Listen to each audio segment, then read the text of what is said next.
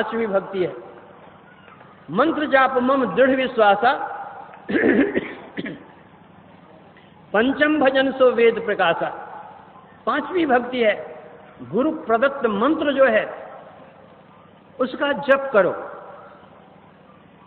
भगवान का नाम तो सब कोई लेते ही हैं, लेकिन गुरु प्रदत्त मंत्र जो होता है वो उत्तम होता है। एक गंधक होती है जो पंसारी की दुकान में मिलती है, एक गंधक होती है जो वैद्यराज की दुकान में मिलती है। पंसारी की दुकान की गंधक आप खाइए, शरीर में घाव हुआ है। वैद्यराज की दुकान से आप गंधक लीजिए तो घाव को आपको वो गंधक छुड़ाएगी। क्या हुआ? पंसारी की दुकान की जो गंधक होती है वह कच्ची गंधक होती है, वैद्यराज की दुकान की जो गंधक होती है वह शोधी हुई गंधक होती है। उसी तरह जो संत सदगुरु जिन्होंने साधना करके तपा लिया है अपने को, मंत्र का भी शोधन कर लिया है, उस शोधा हुआ मंत्र जो आप पाएंगे तो आपका भी मन शुद्ध हो जाएगा। जिस नाम का हम जप करते हैं, जिस इष्ट का नाम हम लेते हैं, उसका रूप भी हमारे सामने आता है। वो मानस जप और मानस ध्यान, यह पांचवी भक्ति में है। ये पांच भक्ति तक स्थूल भक्ति है। अब छठ दम शील विरति बहु कर्मा, निरत निरंतर सज्जन धर्मा। अब छठी भक्ति यहां सूक्ष्म भक्ति है। दमशील, इंद्रिय निग्रह का स्वभाव वाला बनो। हमारी 10 इंद्रियां बाहर की हैं। इन इंद्रियों का जो दमन किया जाता है, निग्रह किया जाता है, यह दम की साधना है और यह छठी भक्ति है। 10 इंद्रियां, हमारे दोनों हाथों में ये 10 अंगुलियां हैं। जिस किसी चीज को अगर दोनों हाथों से हम जोड़ करके पकड़ लें, 10 अंगुलियां जुड़ जाएंगी जहां पर, तो संपूर्ण शरीर का बल 10 अंगुलियां पर आ जाएगी। उसी तरह हमारी जो चेतन धारा 10 इंद्रियां में फैली हुई हैं, दृष्टि की दोनों धाराओं को मिला करके जो एक करेंगे तो सारी चेतन धाराएं सिमट करके वहां पहुंच जाएगी, एकत्र हो जाएगी। दृष्टि की दोनों धाराएं मिलकर के जहां एक होगी वहां बल प्राप्त होगा, सिमटाव होगा, ऊर्ध्वगति होगी और तमसोमा ज्योतिर्गमय हो जाएगा, अंधकार का प्रकाश में चले जाएंगे। ये 10 इंद्रियां बाहर में छूट जाएंगी और आप भीतर चले जाएंगे। इस प्रकार इंद्रियों का दमन होगा। छठी भक्ति जो है यह दम की साधना है, दृष्टि योग की साधना है। छठ दम शील विरति बहु कर्मा, निरत निरंतर सज्जन धर्मा। और जो सज्जनों का धर्म है वो कर्म करो। सज्जन क्या करते हैं? झूठ बोलते हैं, चोरी करते हैं, नशीली चीज लेते हैं, हिंसा करते हैं, व्यभिचार करते हैं। नहीं नहीं नहीं, इन पंच पापों से विरत रहते हैं संत। यह संतों का धर्म है। एक ईश्वर पर विश्वास करते हैं, उनकी प्राप्ति अपने अंदर होगी इसका दृढ़ निश्चय करते हैं, सत्संग करते हैं, ध्यान करते हैं, गुरु सेवा करते हैं, स्वावलंबी जीवन जीते हैं। तो इस तरह कर्म करते हुए छठी भक्ति जो दृष्टि योग की है वह करो। 7वीं भक्ति भगवान कहते हैं सातम सम मोहिमय जग देखा, मोते संत अधिक करी लेखा। जहां दम की साधना है वहां शम की साधना होगी, इंद्रिय निग्रह के साथ मनोनिग्रह की साधना होती है। यह 7वीं भक्ति मनोनिग्रह की साधना है। मन जितना कुराफात करता है यह मन ही है। मन एव मनुष्यानां कारणं बंध मोक्ष योग। यह मन ही है हमारा जो बंधन में डालता है, यह मन ही हमारा जो बंधन से हमको मुक्त करेगा। गीता में भगवान ने कहा आत्मा ही आत्मा का शत्रु है, आत्मा ही आत्मा का मित्र है। भगवान बुद्ध ने कहा जितनी भलाई हमारे माता पिता कुटुंब परिवार कोई नहीं कर सकते, उतनी भलाई सुमार पर लगा हुआ हमारा मन करता है। और उतनी बुराई हमारा दुश्मन का भी दुश्मन होगा वह भी नहीं कर सकता, जितनी बुराई कुमार पर लगा हुआ मन करता है। इसलिए मन का निग्रह जो है यह बहुत महत्व रखता है, क्योंकि मन ही इंद्रियों को प्रेरित करता है। यह मन का दमन कैसे होता है?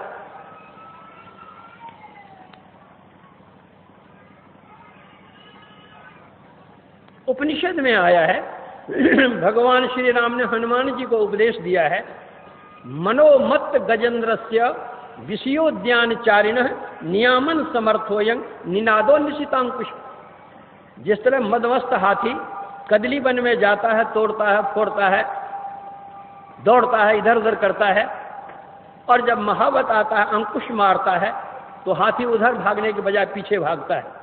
उसी तरह मनमस्त गजराज जो विषय की वाटिका में विचरण करता है, जब शब्द रूप अंकुश लगता है, वह विषय से मुड़कर निर्विषय की ओर जाता है। इसलिए संत कबीर साहब ने कहा था, शब्द खोज मन बस करे सहज जोग है ये। मन को भस्म करने की सर्वोत्तम साधना है नादानुसंधान। भगवान शंकराचार्य ने नादानुसंधान की स्तुति की है और कहा है कि हे नादानुसंधान, तुम ही परब्रह्म परमात्मा से जाकर के मिला सकते हो। नादानुसंधान नमस्तु तुभ्यं त्वं मन्महे तत्व पदम लयानाम भवत प्रसादात् पवनेन साकम विलीयते विष्णु पदे मनो में सर्वचिंतांग परित्यज्य सावधानेन चेतसा नाद एवानुसंधेय योग साम्राज्य मिच्छता। तो जो नादानुसंधान की क्रिया करते हैं उनका मन वश में हो जाता है। इसलिए सात्विक भक्ति नादानुसंधान है। जहां शम की साधना होगी वहीं समता होगी, क्योंकि वह नाद जो है, ओम प्रणव स्फोट उद्गीत, वह सर्वव्यापी शब्द है। उस सर्वव्यापी शब्द को जो कोई पकड़ लेता है, वह सब में एक ही एक आत्मा को, परमात्मा को देखता है। जीवात्मा परमात्मा उसे भिन्नता नहीं।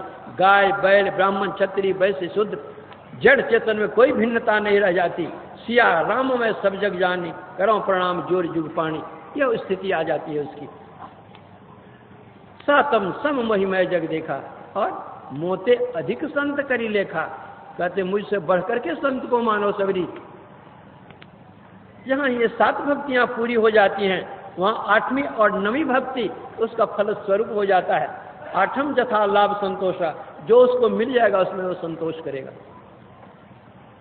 सपनों नहीं देखा ही परदोषा, वो दूसरे का दोष क्यों देखेगा। जितनी देर वह दूसरे के दोषों को देखेगा, उतनी देर तो अपने भगवान के इस रूप को देखेगा। जितनी देर वह दूसरे की निंदा करेगा, उतनी देर तो भगवत चर्चा करेगा, भगवत गान करेगा, उसमें अपना समय बितावेगा। दूसरे की निंदा करने में अपना समय क्यों बितावेगा। वह व्यर्थ का समय, अनमोल जीवन को व्यर्थ में क्यों बिताएगा वो। नवम सरल सब संचलहीना, 9वीं भक्ति है सबसे वह सरल हो जाएगा, छलहीन हो जाएगा। कपट किससे करेगा। सिया राम में सब जब एक ही देखेगा तो छल किससे करेगा, कपट किससे करेगा। और छल कपट करने वाला इधर जा ही नहीं सकता कभी। एक ईश्वर का भरोसा करेगा वह। हर्ष न देना, हर शोक से वो ऊपर उठ करके रहेगा। इसको प्रभु मिल गए, फिर बाकी क्या रह गया। हम लोग बाजार जाते हैं, कपड़े वाले की दुकान पर बैठते हैं और पूछते हैं इस कपड़े की कीमत कितनी है। तो कहते हैं इस कपड़े की कीमत 5000 है। तो हम कहते भाई कुछ कम कीजिए। बोला नहीं, हमारे यहाँ एक दाम है। अच्छा भाई, 5000 उसको दे देते हैं।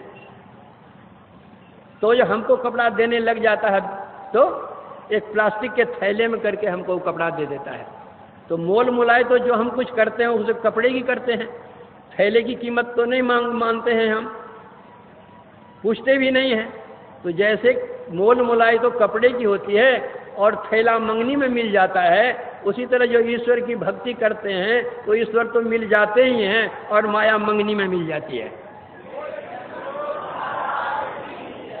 कोई कहे कि बनिया बड़ा चालाक होता है, थैला का भी दाम उसी कपड़े में जोड़कर पहले रख लेता है। तो परमात्मा बनिया से कम नहीं है, उससे बेसी बनिया है। वो सब जोड़ करके भक्ति में ही वो ले लेता है।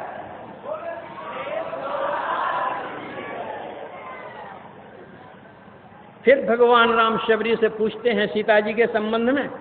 सीता जी के संबंध में शबरी कहती थोड़ी दूर पर जाइए, पंपाचल में सुग्रीव मिलेंगे, वहाँ आपको सारी बात बताएंगे। फिर भगवान श्री राम के सामने ही वह सारी बातों को कह करके योग की अग्नि में अपना शरीर छोड़ती है और उस धाम को जाती है जहाँ से कोई लौटता नहीं है। लकड़ी की चिता नहीं जलाती है। तज योग पावक देह हरिपद लीन भई जह नहीं फिरे। तुलसीदास जी कहते हैं एक निम्न वर्ग की नीच कुल की, छोटी कुल की, पढ़ी नहीं, लिखी नहीं, सुंदरी नहीं, धनवान नहीं, गुणवान नहीं, बलवान नहीं, अत्यंत तुच्छ से तुच्छ नारी, वह भगवान को प्राप्त कर सकती है, परमात्मा को प्राप्त कर सकती है। तब जो हम अपने को धनवान, बलवान, गुणवान, विद्वान, उच्च कुलीन सब समझते हैं, हम भगवत भजन करके क्यों नहीं प्रभु को प्राप्त करते? धन्य हुए हैं जो भगवत भक्ति करके प्रभु को प्राप्त कर लेते हैं, चाहे वे किसी जाति, किसी पात, किसी धर्म, किसी मजहब, किसी संप्रदाय, किसी रिलीजन के हो। धन्य हुए हैं। यह मनुष्य शरीर की बहुमूल्य मनुष्य शरीर की उपादेयता इसी में है। हम लोग ईश्वर की भक्ति करें। रामचरितमानस के अंदर में जितने पात्र आए हैं, जो गति भीलनी शबरी की हुई है, वह गति और किसी दूसरे की नहीं हुई। कितनी छोटी जाति की और कितना ऊंचा पद पाया है। यह झारखंड क्षेत्र आदिवासियों का क्षेत्र है। सब आदिवासियों को मैं प्रेरित करता हूँ, सबको मैं सलाह देता हूँ कि आप लोग भी ईश्वर का भजन कीजिए, ईश्वर की भक्ति कीजिए। नर हो और नारी हो, शबरी जैसे क्या कहते उच्च गति को प्राप्त कीजिए, अपना परम कल्याण बनाइए। और इन आदिवासी भाइयों से, बहनों से मैं बहुत प्रसन्न होता हूँ। जब मैं यहाँ आता हूँ, ये लोग सत्संग में सम्मिलित होते हैं और बहुत से ये आदिवासी लोग सत्संगी हो गए हैं, सत्संगिन हो गए हैं। ये लोग मांस, मदिरा, अंडा, शराब सब छोड़ करके सब अपना काम रोजगार जो वह करते हैं और भगवत भजन करते हैं। इससे यह लोग भी इनका सुधरेगा, पर लोग भी सुधरेगा, दोनों कल्याण में होगा। जितने झारखंड के हैं सबसे मैं आग्रह करूंगा कि सबको ईश्वर के भक्त बने। जो कोई ईश्वर के भक्त बनेंगे, आध्यात्मिकता को अपनाएंगे, वे सदाचारिता को पालन करेंगे। सदाचारी जहाँ के लोग होंगे, वहाँ की सामाजिक नीति अच्छी होगी, और जहाँ की सामाजिक नीति अच्छी होगी, वहाँ की राजनीति बुरी हो ही नहीं सकती है। अच्छी से अच्छी यहाँ की राजनीति हो।